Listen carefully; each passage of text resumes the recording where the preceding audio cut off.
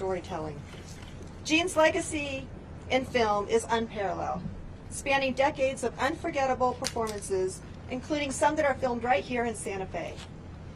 His work inspired countless artists, actors, and filmmakers, and his impact will continue to be felt for generations to come.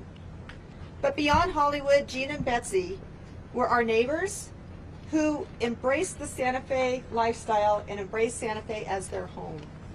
Their kindness, generosity, and love for this city made them more than just icons, but they were a part of our family. Our thoughts are with their loved ones and all who knew them and admired them. We join the film industry, their family, their friends, and all the people of Santa Fe in honoring their memory. Thank you.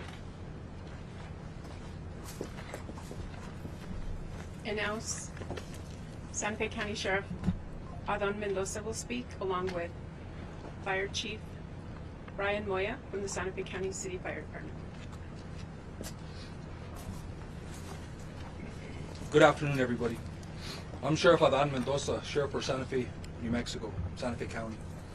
On Wednesday, February 26, 2025, at approximately 1:45 p.m., Santa Fe County Sheriff's deputies were dispatched to 1425 Old Sunset Trail, where Gene Hackman, 95, and his wife Betsy Arakawa, 65, and a dog were found deceased.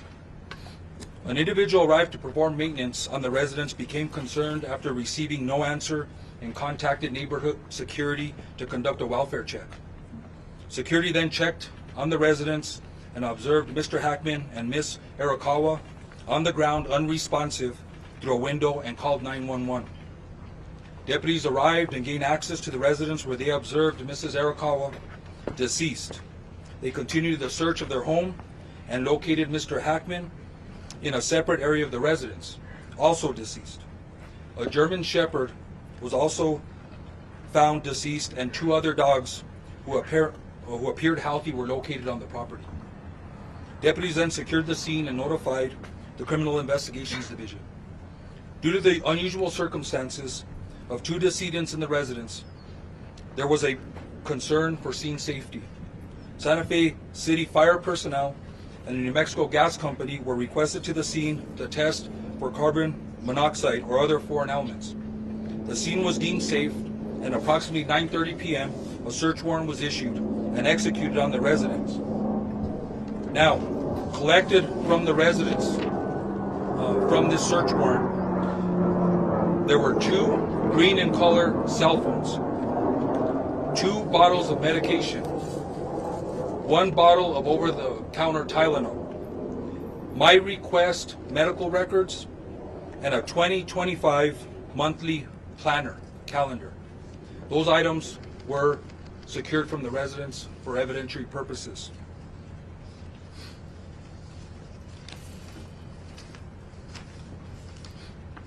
The Santa Fe Animal Control Division worked with family to ensure the safety of the 2 surviving dogs. Investigation personnel worked diligently throughout the night and morning to process the scene for evidence. It should be noted there were no apparent signs of foul play. In the early hours of Thursday, February 27, 2025, Mr. Hackman and Ms. Arakawa were transported to the office of the medical investigator. An autopsy was performed. Initial findings noted no external trauma to either individual. The manner and cause of death has not been determined. The official results of the autopsy and toxicology reports are pending. Just today, I spoke to Dr. Jarrell, the pathologist from the New Mexico Office of the Medical Investigator. This was at 2:00 p.m. today. She advised that there were several tests that were submitted to be expedited. She revealed to me the following information. Both individuals tested negative for carbon monoxide. An initial interrogation was conducted of Mr. Hackman's pacemaker. This revealed that his last event was recorded on February 17, 2025. I was advised that a more thorough investigation will be completed. That'll conclude my statement. I will take a few questions, and just so everybody knows, this is an active investigation still. I'll take questions. Sheriff, Yeah. based on what you know about the conditions of both the bodies, who do you believe died first? That's a very hard thing to determine. Even with the assistance of OMI, we asked that question because that's a question that we want answered. That's a very hard determination to make, and I don't think even OMI could make that determination based on the initial autopsy. Can you Any speak other to his any other condition? questions? Mr. Sheriff, in that 2025 planner that was mentioned in the search warrant return, were there events scheduled for either member of the couple for the coming weeks? Again, that'll be part of our investigation. We will look and try to gain access to the cell phones. We'll be analyzing cell phone data, phone calls, text messages, events, photos in the cell phone to try to piece a timeline together. One of the things is in an investigation is we try to piece a timeline together, usually before the event happens, and that gives us a lot of information. But in this case, it seems like we're doing a reverse timeline. We're doing a timeline from the time of death and the autopsy and the results, and we're going to start working our way backwards. We're going to do both, and then hopefully make a determination what may have happened to both the individuals. On that timeline, Sasha. When you were saying the last event on the pacemaker was February 17th, would that kind of give you a sign that's probably the day that he died, so they've dead for about 10 days? According to the pathologist, I think that is a very good assumption that was his last day of life. Sheriff, Is there any why were surveillance the pills, video? Why are the pills such important evidence? And the I'm pills, sorry? the pills, Okay. the finding of the pills being such important evidence, and could that have been part of the cause of death? Well, of course, they're important evidence. These are things that I think are important for the pathologist and OMI to consider to try to make a determination what the cause and manner of death are. So all that information is collected, not just for us, but we can provide that information to the pathologist and OMI so they can try and make a determination of what the manner and cause is. And I think that's important for OMI also. Sheriff, Sheriff, was there any surveillance video, and is that helping you to determine what may have led up to this? That's a good question, and that question's been asked. So, I respect the Mr. Hackman's and Ms. Arakawa's regard for privacy. I think everybody here understands that they were very private individuals and a very private family. There is no surveillance, as we know of right now, in the interior of the residence or the exterior of the residence that's going to help us determine a timeline or events that happened. Mr. Sheriff, outside? investigators, New Sir. information? Tom Manson with CBS News, have investigators been able to get into the obtained cell phones? Not at this time. We have them in our possession. Those were collected yesterday. It's going to take a process. We do have software, and we may have to reach out to other agencies for assistance to get past, if they're password protected, to get past the passwords and gain access to that information. So this is some other things that it's going to take a little bit of time. Sheriff, is there any information on the dogs? There are names, Nikhil McClellan from the Albuquerque Journal, there are names on prescription bottles. Do we know any idea as to who was taking any of those medications? Yeah, due to HIPAA, I don't want to release who the medication was prescribed to or what the medication is. I think there's a HIPAA concern there, so I won't release that information. Sheriff, do you know the nature of the pills that were found by his wife? What were those pills there? What were they? Yeah, what Yeah, kind of pills were I think they? I just answered that question. I think I stated I'm not going to release the actual medication or who it was prescribed to due to HIPAA They were prescription questions. pills then? Sir, On the carbon monoxide part of it, does that, what the pathologist told you, does that rule out carbon monoxide, or is it possible that it kind of dissipated from the body and we just weren't able to find signs of it? I think that's a question for the pathologist. It's with that information, I'm assuming that at the time of death that they were negative for carbon monoxide, which means to me that that is possibly ruled out. That's another conversation I think that we will have with the pathologist and OMI to make sure that that's still not indication, but it sounds like that's ruled out. Were there any signs that Betsy was under any form of distress? I don't have that information. Again, I didn't personally see the individuals, so there's no indication that there was any stress. There was no indication of any of that I can tell or that I can share, unfortunately. Has foul play been ruled out? Hold on. Anybody else? I know you've asked a question. Sheriff, was there any significance to the space here being located near her head, that detail, and any more information about how the dogs died? No. I don't think the space, now that we've ruled out carbon monoxide, unless there's something else that comes back in the toxicology report, that we have to look. We're going to look at everything, right? We have photographs. documented everything that was close to the body in the room, then we'll look at that a little closer. But right now, there's no indication that has anything to do with it. Sheriff, were you able to determine whether they fell or not? Like, was there any trauma evidence on the bodies to suggest a fall?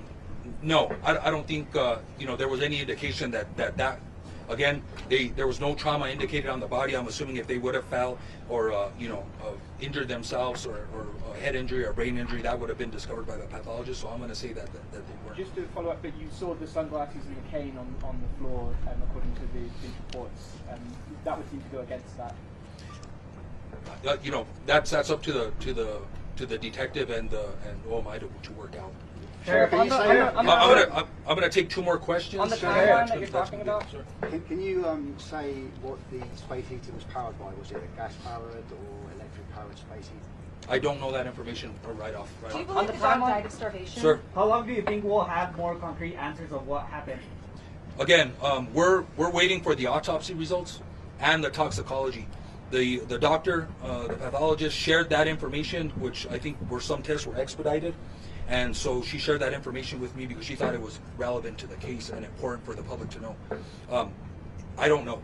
I don't know when the cause and the manner will be determined officially, or when the toxicology results come. I'm assuming the pathologist will wait for the toxicology to come back, so that'll help her make her decision on what the cause and manner is. But it could be months or 3 months or longer, in my experience. When is the last known contact with either Betsy or Gene Hackman? Again, that's been one of our challenges because of their privacy. So one of the challenges is trying to determine that timeline. I think the event of the pacemaker gives us an idea, but we're gonna sift through the cell phone records. We're gonna go through the planner. We're contacting workers, maintenance workers, family members, security. We're going to be talking to security. It's a secure subdivision. There's in and out that I believe is documented. So we're working with them to try and determine, when the last contact was, and that'll help us put together the timeline. So thank you, everybody. I hope this answered some questions. And again, if we get more information, we will release that. I know there is concern and interest in Mr. Hackman and Mrs. Arakawa, and I just appreciate your patience. Thank you.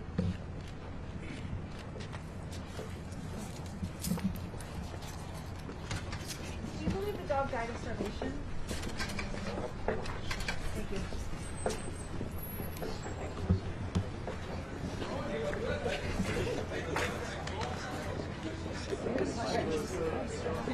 You've asked one already.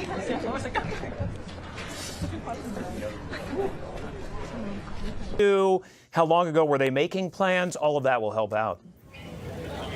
Yeah, they also seem to think that access to their cell phones will help them put together that timeline as well here. Again, noting that the pacemaker inside Gene Hackman noted that they think his last day of life was February 17th of 2025. Alex and Jared, our thanks to both of you. And as you're watching, look, it is not lost on us that we are standing here on the red carpet and we are talking about the untimely passing of an Oscar winner and the investigation there that is underway, that we will continue to follow that as well. And they do have major plans to honor him at the Oscars coming up on Sunday. And there's a lot of planning that's going underway. Again, not only to honor him, but to honor everyone throughout Hollywood here. It's been a tough year for Los Angeles. So coming up next, we'll be talking a little bit more about that, because there's some pretty big contenders here for some of those major categories. And truly, while there is sadness surrounding those we've lost, there is excitement building for those who could walk away big winners, mainly those two right there as well. Could Timothée Chalamet take home Oscar gold? I don't know.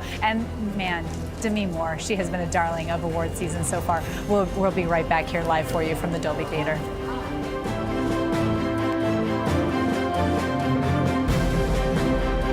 Ooh, number 7 Future Renew Day Cream. Reverses damage. What, like from sleeping in my makeup? Reverse 5 visible signs of skin damage with number 7 Future Renew. Flawless. Don't regret, just reverse.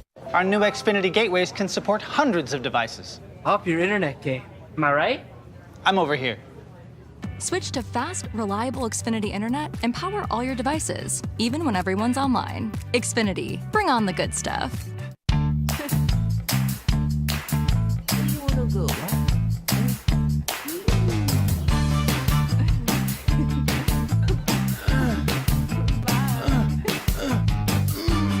You no longer need to push your car to save money on gas. Magnum Insurance guarantees you better service.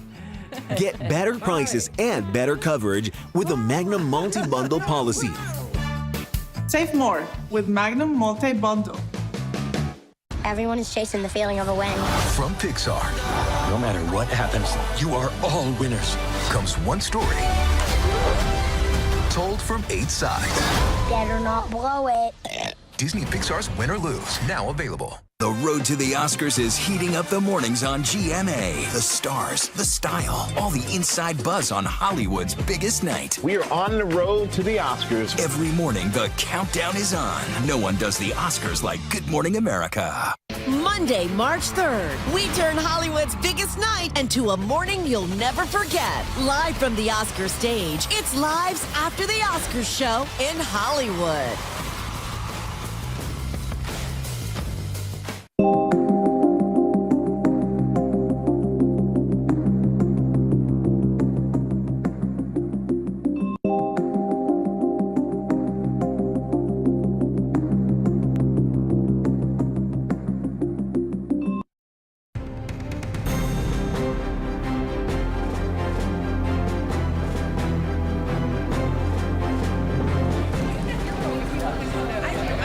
And welcome back, everybody, to a special edition of ABC News Live Reports. And we are here on the red carpet, and you can clearly see we are not the only